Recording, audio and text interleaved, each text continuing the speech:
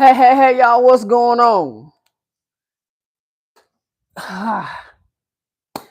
I'm back, and today we're going to talk about the video that I put up last week. So if you have never seen me before, welcome to my YouTube channel, which is Tasha Tanks. That's me. Some people call me TC, some people call me Tasha T, some people call me Tosh, whatever. So first, let me just give you a little background and just tell you about a little bit about me if you've never seen me before and you just happen to pop on this replay or the live while I'm here. So I am the founder and CEO of a organization called Transformative Coaching. However, I am the visionary of No Longer Silent, which is a powerful movement shaking the silence around domestic abuse.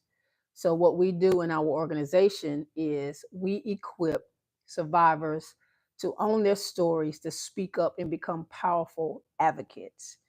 And we teach them about how to just embrace their story, by turning their pain into purpose, turning their silence into strength, and just becoming, moving from that survivor space to becoming a leader that inspires awareness, accountability, and transformation. And the way that they do that is by telling their truth. And they tell their truth whether they have experienced abuse in families or intimate partners. And once they start doing that, then those survivors they begin to heal. But not only that, they help expose the patterns that thrive in secrecy. I am a DV survivor 2 times. Yes, that's a long story. That's a story that we will get into later. But I just want to talk to you about and just share with you a little bit more about me and my background. I am a PK, and a PK is a pastor's kid. My stepfather raised me. My mom got married when I was in third grade in elementary. I was 8 years old, and I'll never forget that as long as I live. And as I've been talking about this journey in what I have been going through, the ups and the downs with my healing journey, with being a DV survivor, along with being estranged from my son, and just going through a lot of things. And I have realized that healing is messy. It is messy. And at one point I made a statement, and I try to watch my words, but I made a statement and I said, I hate, I hate it. And I shouldn't have said that. I shouldn't have said that at all. But the reason why I said healing is messy and I hated it because it hurt. Healing hurts. Nobody wants to go through no healing process. And I give this example all the time. That's like when you were a little girl or a little boy and you outside playing with your peeps and your cousins or your friends or your partners from school or whatever, and then y'all running and playing. I don't know about y'all, but I was born in the late 70s. So I grew up in the 80s and the 90s. So back then we went outside and played. We didn't have all these electronics that these kids have nowadays. We don't have none of that. But you go outside and you playing, and then you fall and you scrape your knee. You don't know that then, but as you got older, you realize that when you scraped your knee, you went through a healing process. It hurt, it probably bled, you probably had some skin taken off, all that stuff. And then, but once the healing took place, it would sting before the scab would grow on it. It would sting, it would itch, and it would burn because when your mama put some alcohol on it or some peroxide, you just screamed and hollered because I was one of those people. But I wanted just to give you that example about the healing process and how much it hurts. But when you continue to go through the healing process, it works. And you will be glad that you went through it. So back to the video I did last week where I said the truth behind my estrangement from my son. And my son is 18 years old. Hi, thank you so much for joining me. So my son and I, we are estranged. And I say estranged because I'm used to seeing my son. I'm used to being with my son as far as our relationship. We're tight. He comes home from school and he'll be like, "What's up, Mom?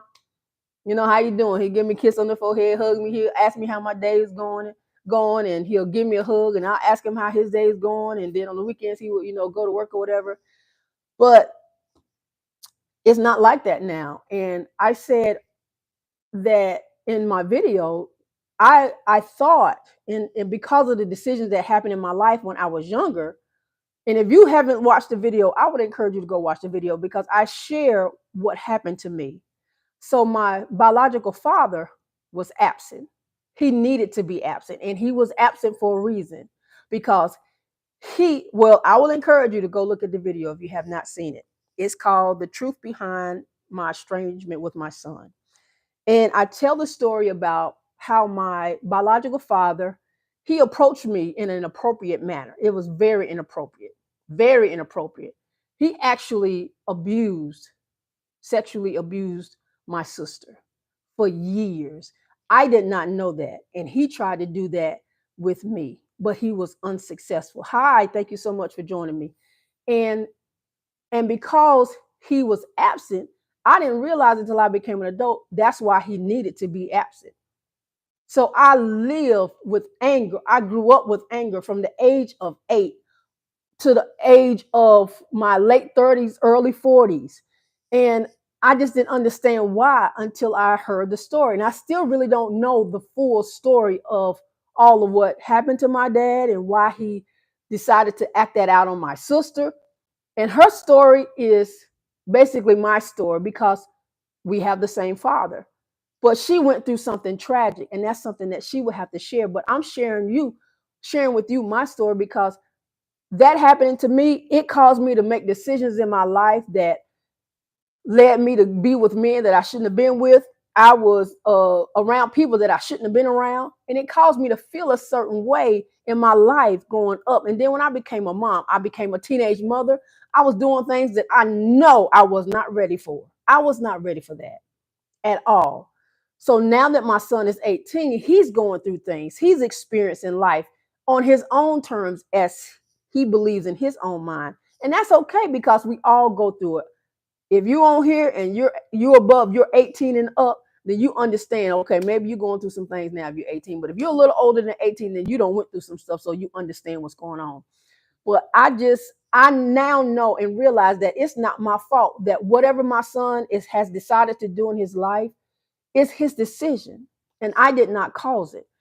The things that happened to me in my life that my dad did or tried to do with him not being there because he was absent, I did not cause him to be absent. His behavior caused him to be absent. And what happened to him, I guess he just couldn't take it and he just wasn't fit to be a father. Not to me. Now, he was a father to other children, to other people, to other, women that he dated, but he was a father to them if they had children. So now I realize that I'm not going to be sad about it. Now I'm gonna tell y'all, I cried. I cried a lot. It was, oh my goodness, I cried so much when my son wasn't talking to me. And I was taking him to school. And one particular morning, he got out of the car. Before he got out of the car, he was like, "Thank you." But he said it so like he was like struggling to say it. Let me just put it that way. And I say my normal thing that I always say. Jay, I love you. Have a wonderful day. Mind your blood pressure. That's something that, his dad would say to him. And I tell him that I love him. I told him that I love him, y'all. He got out the car. He didn't say nothing. It was like he shut the door and left. Y'all, I cried. I cried. I drove off and I was holding back the tears. And I'm like, why is this happening? Like, God, why is he not saying nothing to me? Like, why is this going on? Like, what's going on? What's happening? And I did not realize it. And I still really don't know. I tried to talk to him, but it wasn't really a conversation. It was just me asking questions. But I still, even my son, you know, talks to me, I'm gonna be there to listen. I'm gonna be there to listen to him. If you want to ask me anything, I'm gonna be there to listen to him because he's gonna need it. When he's ready, he's gonna need it, and I'm gonna be there. But I just want to ask you all a question. And I want y'all to put a me emoji in the comments if you know somebody that has been affected or have experienced domestic abuse. Put it in the comments that you, a me emoji, like the one that raises the hand, or just type me because you know somebody that has experienced domestic abuse. It's stated in the statistics that 1 out of 3 women and 1 out of 4 men will experience domestic abuse, sexual assault in their lifetime. They will experience. I was one of them. In my first marriage, I experienced SA, and it was tough. I experienced it, and it was not fun. So I still had unhealed trauma from an absent father. And then in my first marriage, when that happened to me, when I was going through domestic abuse, and I was married to my first husband for 11 years, and I went for 10 of those years. Because in that 11 year, we were separated and about to get a divorce. And I teach 8th and 9th graders the warning signs of domestic abuse. And I had one student to come up to me and ask me, and they were really respectful. And that student asked me, "Why did you stay so long?" And the answer that I always give them, because that's I always get asked that question, because of fear. In my first marriage, my ex-husband, he used religion to manipulate me. He used religion. He would call me out of my name, the B word. He called me a Jezebel. That's in the Bible. But in the Bible, that's another word for whore. He didn't like the way I dressed. I could not spend money unless he said so. So I went through a lot. I went through all 6 types of abuse. But I just want to encourage you all out there that if you have experienced domestic abuse, or if you know someone that has experienced domestic abuse, right now, they think it's their fault, but it's not. It's not their fault. It's not their fault that this individual, whether it be somebody in their family or a person that they are in a relationship with, hits them, yells at them, screams at them, cusses at them. It's not their fault. Manipulates them. It's not their fault. It's not. And they think, I thought it was my fault.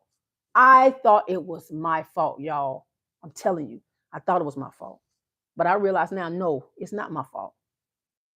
I don't have anything to do with what happened to my dad when he was younger. If something happened to him, to act out what he did on my sister and tried to do to me. It's not my fault what my ex-husband did to me, because he felt that he could control, because abuse is abuse is nothing but power, the pattern of power and control. That's all abuse is.